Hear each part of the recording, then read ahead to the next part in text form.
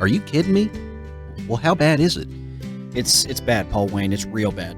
Like, your wife kicks you out of the house and go live with your mom if she finds out bad, or clothes spread out all over the lawn bad? It's probably closer to the time your ex-wife Helga set your pickup on fire for cheating on her with her sister Olga bad. Ah, Olga, that Limberlush. But let's not bear the lead here. Well, when did you start gambling again? When did you stop going to the meetings? Oh, it was probably around the time we started airing those King Midas ads. You know, the #1 sports betting app for high school sports? Oh, don't say anything. Bruce is coming. Beepity-bop, boys.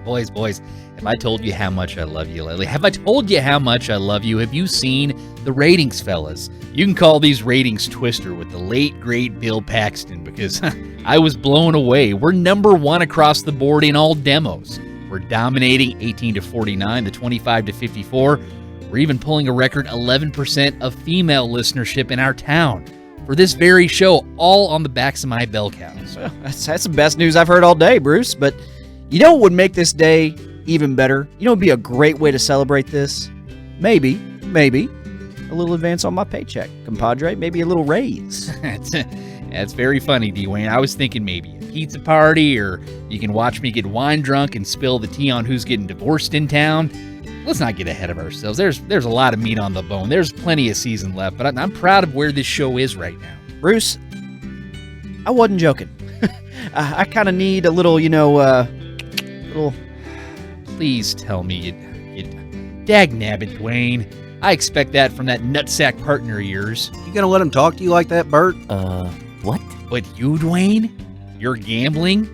Again? I'm sorry, Bruce, but I'm in a bind, man. I mean, I really need this in the next 18 hours. I'm going to lose Fingers. Christ, they're going to take your limbs? No. They're going to take my dog, Fingers. He's my prize show dog. Look, I'm in deep, boys. I'm in very deep. They already took my state ring. I can't lose my Fingers, too. They took your state ring? You always told me you'd give up your firstborn before you gave up your state title ring. And believe me, I offered them my firstborn, but they quickly realized I'm childless. All right, I even offered them my wedding ring, and they said no. I even offered them my wedding band. Wait, hang on. Isn't a wedding ring and a wedding band the same thing? No. I meant my wedding band, Till Death Do Us Party. We perform at weddings. I mean, I offered to play at the niece of Dawn from Dawn's dealership. I offered to play at her wedding, pro boner. 10 seconds, guys. Damn it, you really put me in a bind here. I mean, my ass is in a jackpot. Look, just go out and have a good show. We're going to talk about this later. You got it, Bruce. You know, I can't believe it. You really gave up your state title ring? Are you kidding me? I got replicas made for this exact occasion. All right, this is the 3rd or 4th bookie I've pulled this off with. Let's go. And now it's time for Paultom City's favorite young buckies, Dwayne Applebottom and Paul Wayne Teague. Come one and come all, folks. Let's have us a party tonight. You are listening to The First Down with Dwayne and Paul Wayne on QWIL The Quill. Hope everyone had a good homecoming weekend. Lord knows I've had better weekends, but that's neither hither nor thither because Paultom is on the winning train to state. Choo-choo. Yes, sir. I'm right there with you, good buddy. I might be catching a train here soon myself as the Paultom Porcupines are coming off a big win versus the Stuber Bakers and pull off a backdoor cover for the ages on the last play of the game to beat Stuber for a final score of 24-10. You know what they say, Dwayne. Good teams win, but great teams cover. I do hear that from time to time, Paul Wayne, but I almost feel like we were kind of running up the score on that last play and maybe displaying some poor sportsmanship whenever Paultom's resident fail son, Aiden McMurray, decided to be a glory boy and run back an interception for a touchdown when he could have just fallen to the ground since there was no time left on the clock. You know, act like you've been there before, Aiden. Come on, man. Be the bigger man. Some of us out there, and I'm not going to name names, but some of us have a mortgage that they can't pay because they took Stuber to cover on a 13.5-point spread and the under. And, not to mention, they didn't even have to kick the extra point because there was 0 time on the clock. I mean, they could have just let the final be 23-10, and Stuber would have covered, and the 33.5 over-under would have hit just perfectly. But no, they had to be sore winners. And I'm sure that will come back to bite us in the behind some point down the road. Are you ready to come off that soapbox now? Yeah, I'm sorry. I just need to get that out of my system. Well, good. Speaking of soapboxes, this segment is brought to you by Sid's Soapboxes for all your pearl-clutching, virtuous, and self-righteous needs. If you got a hot take, a political opinion you think will change someone's mind, or think beans belong in chili, then get Sid's Soapboxes today. Sid's Soapbox, a soapbox that you can actually stand on. Now, are you ready to talk about the game? I think I can get it together enough for that, at least. So, as we said at the top of the show, the Porcupines beat the Studerbakers 24-10, and this was led in a bit of a surprise move by backup QB Derek Chudd, because he came in and replaced Rob Gonzalez in the second half and led our boys back. Team outscored Stuber 21-0 in the second half under his leadership. Dwayne, let me tell you my 3 favorite homecoming nights. All right, this should be good. The first of which was when we had just beat Bo, and I took Debbie Pennymaker to the dance. I ended up becoming a man that night. To Debbie? No, to my ex-wife, Kathy. But my second favorite homecoming was the following year when I repeated the act, but this time I never made it to the dance. Debbie might have done Dallas, but she never did Paul Wayne. And third was when Derek Chudd led the Porcupines back in the second half to beat the Studerbakers. Yes, sir. They cooked their goose. And hats off to Coach Strong for recognizing that Rod Gonzalez was having an off night and our team needed a spark. I'm not sure if one of his assistants suggested they give the kid the start in the second half or if he was just throwing ideas against the wall to see what stuck. It was actually Rondane Puig who suggested it to him. Brott, who told you to turn the mic on? Scram. Yeah, don't interrupt, Brute. Adults are talking. Anyways, I think the play of the game had to be when Paultom pulled off the ever-so-rare quadruple reverse halfback pass where #Johnson this time throwing a touchdown to his backfield mate, Derek Chudd. I hadn't seen Paultom pull off a play like that since running back Sam Antonio did it back in '86 when I was still in grade school. Yeah, Paul Wayne. It was like watching a part 3-man weave in basketball and part Bo Jackson and Tecmo Bowl with black magic they pulled off there. I mean, the Bakers defense really looked so discombobulated and so out of sorts. It's almost like they had money on Paultom and the over. You just be glad we already chose the dadgum moment of the week because your sourpuss attitude is really bringing the room down. All right. Noted there, hombre. Apologies. That should wrap up our thoughts on the game anyway. But before we go to break, we do want to bring up the dadgum moment of the week, sponsored by Wranglin' Jeans. Wranglin', the banquet jean. Yes, our dadgum moment of the week has to go to the student council and faculty as they decided in a real classless and indefensible decision to play off our homecoming king, Hawkins Stevens, in the middle of his homecoming speech. Yeah, there must have been a miscommunication as to when his speech ended because it must have started and stopped more frequently than a Brett Favre comeback. I mean, and what we do have for you is a little clip of Hawkins Stevens at the end of his speech whenever they're trying to play him off. So let's roll that clip. I consider myself the luckiest man on the face of the earth. Thank you. In conclusion, Paultom is a land of contrasts, but a sea of good-natured residents. Thank you.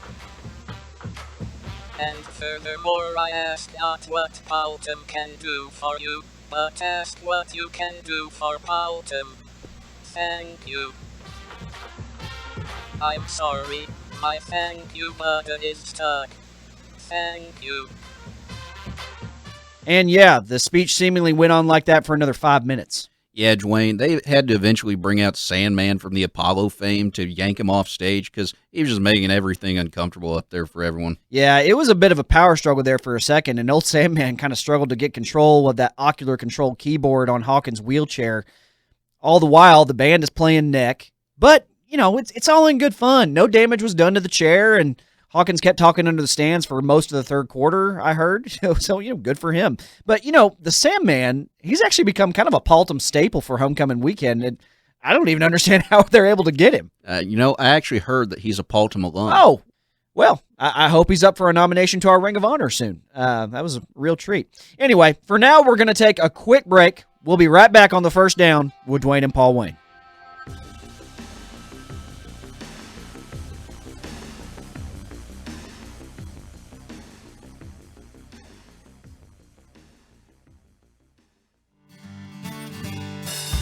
Billy Beantown here, inviting you to our little slice of Boston and Paultom.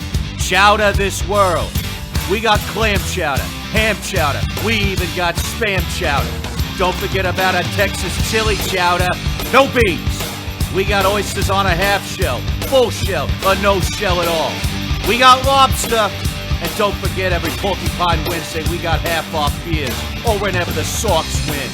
And every second and fourth Saturday, the Dropkick Sullies play our favorite tunes. So come on down and sip on some suds and catch the game with your buds.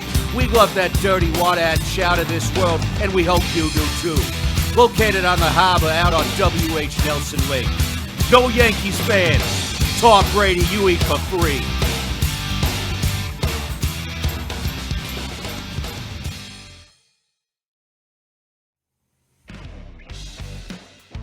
one color, one town, purple and brown.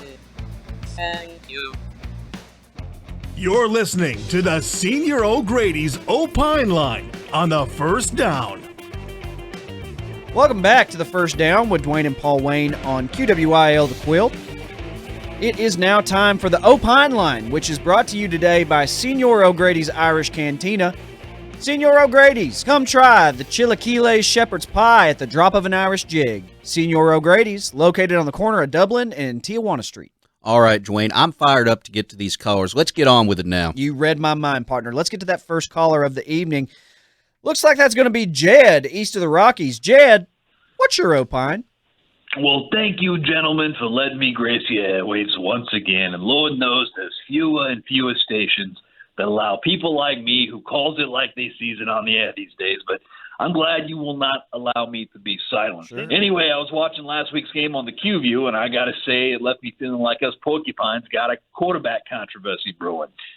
The normally cool, calm, and collected Rod Gonzalez was bumbling around in the back there in the pocket like a virgin fumbling with a bra on prom night.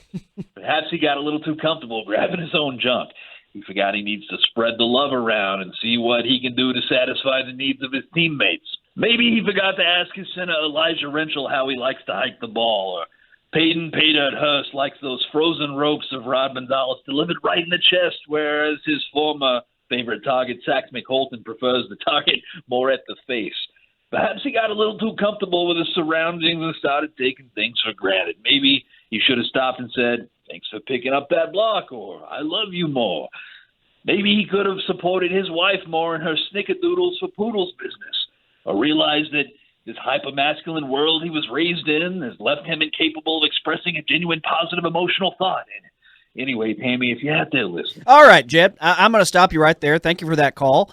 I'm not quite sure where you were going with that, but seems like you're doing a little bit of soul searching, and I hope that you get the emotional support that you clearly need, yet are very obviously scared of asking for. I really mean that from the bottom of my heart. Yeah, that's a tough spot for him. I wonder if he's referring to Tammy Pendergrass, Miss Paultom City 97. It could very well be. She was the it girl of her day, but that sounds like a rough situation for him. Anyway, moving on. Looks like we got looks like we got a little nice surprise for us. It looks like Sheriff Denkin is on that line, possibly with an update on Gomer 5. So I got to ask you, Sheriff, what's Denkin thinking? Hey, thanks for having me on, boys. Hey, Paul Wayne. I don't want to get your hopes up, but it sounds like you've got a friend in the police department that's going to make your lawsuit against you go away. Well, thank you, Sheriff Denk. I mean, that's good to hear that someone in that department of yours is looking out for good, honest, clearly innocent man who would never think to love tap someone with their car. Oh, you're very welcome, Paul Wayne. Well, that wasn't subtle or self-incriminating at all. Anyway, Sheriff Denkin, the public has been getting a little restless lately, and I'll be honest with you, I feel like they're losing hope in your department. So we were wondering, do you have any leads on the whereabouts of Gomer 5? Well, we've been subject to a lot of rumors and hearsay lately that has led us chasing our tail. Now, not a real tail, mind you. I don't have one of those, just metaphorically speaking. Yeah, we know, Sheriff. The only tails on humans we see around here are those weird kids in 4th grade with the rat tails. You know? But anyway, that's besides the point. Let us know right now, what's the latest you've heard on Gomer 5? Well, a few weeks ago, we got a report of a porcupine out near W.H. Nelson Lake. But he turned out to be a wild porcupine that lacked the definition that Gomer had in his chest. And unfortunately, when I got back to my patrol car, I noticed my bag of corn nuts were gone. Then we got reports of Gomer in Paultom Park, but it turned out to be a Great Dane. I could easily see how they too can be confused. Yeah, right. Understandable. Makes sense. Then we got reports of another alleged sighting in Paultom Park, but it turned out to be the same Great Dane. But this time, the dog was dressed up to be a porcupine, being that it was Halloween and all. Gotcha. Later, we were alerted to some porcupine paw prints that led from the school to W.H. Nelson County Lake. But once we got to the lake, the paw prints stopped, and we were left back at square one. Then a couple days ago, we saw the wild porcupine again, only this time I discovered that he had eaten all of my bag of corn nuts, and then later started chasing his tail. Wow, that sounds like you're really stuck. Whoever took Gomer must have really done their due diligence. I know, and I'm still sad about those corn nuts, too. All right, Sheriff. Well, we do thank you for your time and for that update. Best of luck to you. And hey, to the rest of Pine Nation, in the words of one of my personal heroes, Captain Jack Sparrow, y'all keep a weather eye on the horizon, all right? Y'all keep looking for old Gomer. He's out there. He's out there somewhere. So, all right, I think we got time for one more caller. Looks like it is Jeff from Paultom. Jeff, what's your opine? Hey, dudes, thanks for taking my call, man. It's just pretty wild how this technology is all just an intersection of tubes and wires put together that can connect us to the world. Jeff, do you got a point you're trying to make, or are you just out here trying to spout some more of that hippie mumbo-jumbo? All right, bro, just mellow out, dude. I was just calling wondering, if you were a sock and you took on a human personality, would you just be like, oh, hell yeah, I'm on a foot, I'm doing my job? Or would you be like, oh, no, I'm getting stomped on every step of the way, this really sucks? All right, I think that's about as much progress as we're going to make on today's Opine Line with Jeff there. Let's go ahead and cut that. Jeff, I am going to give you the Opine Caller of the Week on account of the fact that you have the least amount of emotional baggage out of all the callers today, so congratulations there. Something tells me we will smell you celebrating behind the Senor O'Grady's dumpsters this evening. I don't know. When we come back, we're going to be talking to a distinguished guest on the First Down. This man is a bit of a local legend around here, and he's also a big mover and shaker in the city. And, of course, I'm talking about the president of the Paultom High School Booster Club, Mr. Buddy Boudreaux. So y'all stick around. We'll be right back here on the First Down.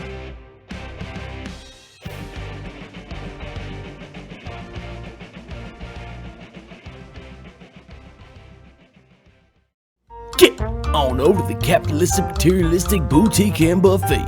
You can get your knickknacks and tchotchkes, hot dogs and water skis. Buddy Boudreaux here. It's that time of year again, folks. For a limited time only, at the capitalistic, materialistic boutique and buffet, we're offering our biggest discounts of the year, where you can get 15% off your whole purchase. As long as you got 15 items to buy. This offer only exists until the Pines lose their next game, so let's all pray for a district title. Good Lady Jewel is a cooking and a burning. Get your holiday orders in now. Mama Boudreaux is still delivering her best Cajun-style Thanksgiving with crawdad cone casserole, frog leg gumbo, and gator tail grits. Don't forget about her famous sugar-feed cookies, where you pay a toll for what you eat. So come on down to the capitalistic, materialistic boutique and buffet. Such a good deal, our slogan is, don't trust us.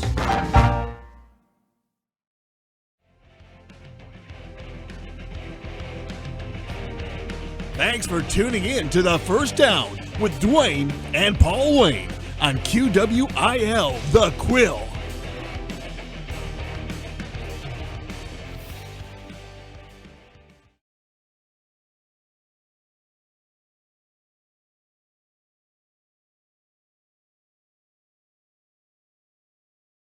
And this week, we have the president of the Booster Club and owner of the capitalistic, materialistic boutique and buffet, Mr. Buddy Boudreaux.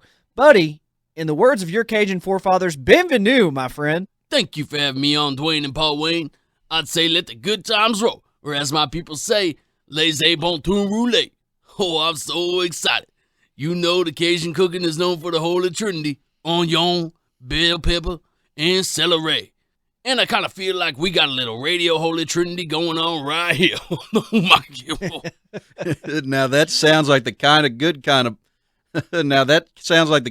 blasphemy, if you ask me there, Dwayne. I'm right there with you, Paul Wayne. Now, buddy, a lot of folks think that the Booster Club president is just in charge of setting up the merch table at the games and putting together the float for homecoming. But you and I both know that there's a lot more to it. So I wanted to talk to you about some of the out-of-the-box thinking that you've been doing these last few years to raise money for our boys in purple and brown.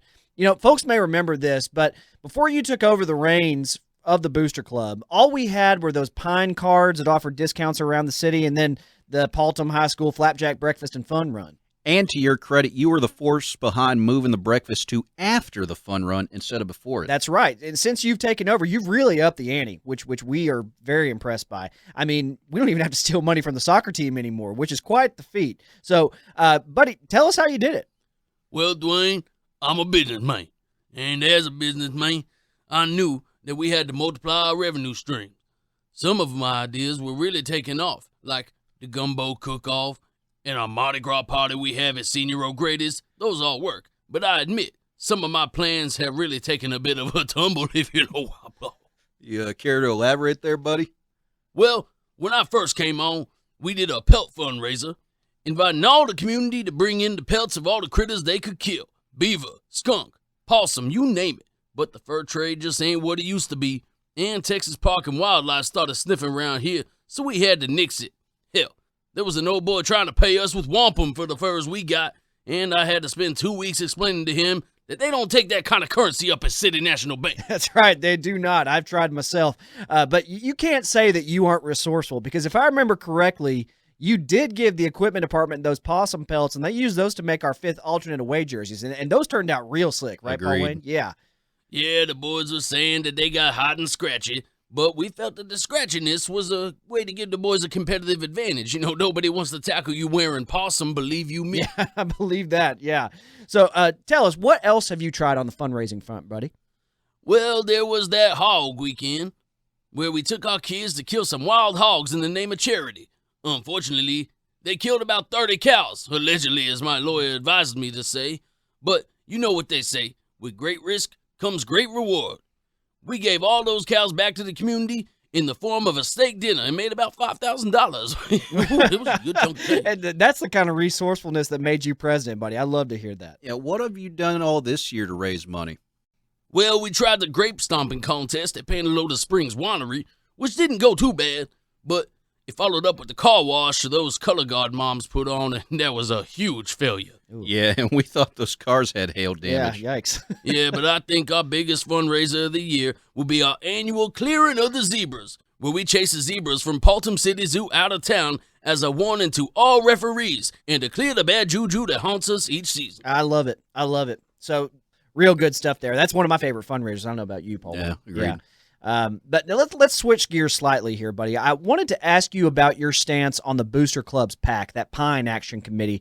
And for anyone who's not clued in on that, that is a group who is funneling funds to bring a school board vote on the new super den that would include a retractable roof, 15 more suites, a church exemption, an ag exemption, and a grant from the Department of Agriculture to grow okra fields on the outskirts of the stadium's track for Gomer and Penelope to snack on. Yeah, I'd love to see that last feature especially. You know, we all know that Gomer and Penelope love their okra patches. Yes, they do. Well, boys, I personally think that the PAC is necessary. I mean, just look at our current situation. I'd describe the den like I'd describe my 4th wife. It's dilapidated, ransacked, rickety, and just broken down. I can't imagine why you're divorced. Ooh, the 5th time's the charm, as they say. And as I say, the same goes for Paultom City, too. We've had 4 stadiums in the past 25 years, but I think it's the 5th time that we're going to get it just right. We won't skimp on the construction this time. Hell, we don't want another Allen situation on our hands. Am I right, You boys? got that right. You ain't wrong. That's right.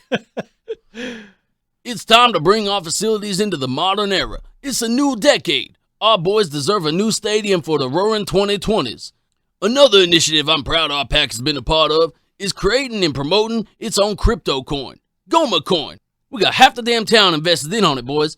I wouldn't be surprised if it takes over the whole dang economy in Paultom City by next year. If Gomer Coin takes off, we could pay for the Super Den 3 times over. It'll be a sure thing. You know I've invested a good chunk myself. Couldn't tell you what it does or how to use it, but in Gomer I trust. Make me rich, you beautiful quilled beast. Yeah, and I'll be honest, I don't really understand crypto or what it does, but if it's got Gomer tied to it, I'm on board. All right. So tell us, buddy, how exactly does Gomer Coin work? Boys, I hate to cut this short, but I'm going to have to take a P-row over the boat and give them a little gree-gree before the game next couple weeks. That's a curse for those of you who don't speak Cajun. Mr. Boudreaux, I just wanted to thank you for your time and good luck on getting the vote for the Super Den on the ballot this election season. God knows we need it. Agreed, partner. Buddy, it was fun. We'll see you again next time, partner. Don't let the crawdads bite. Right.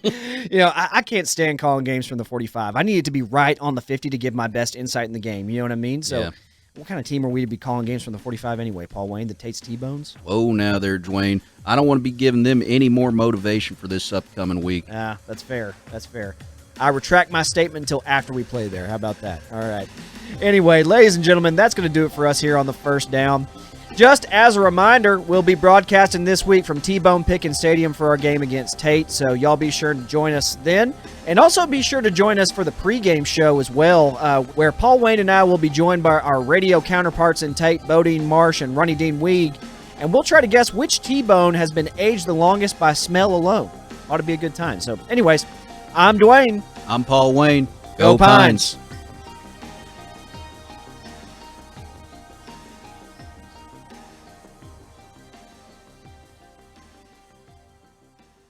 The official broadcast partner of Paultom City Consolidated Athletics, QWIL, The Quill.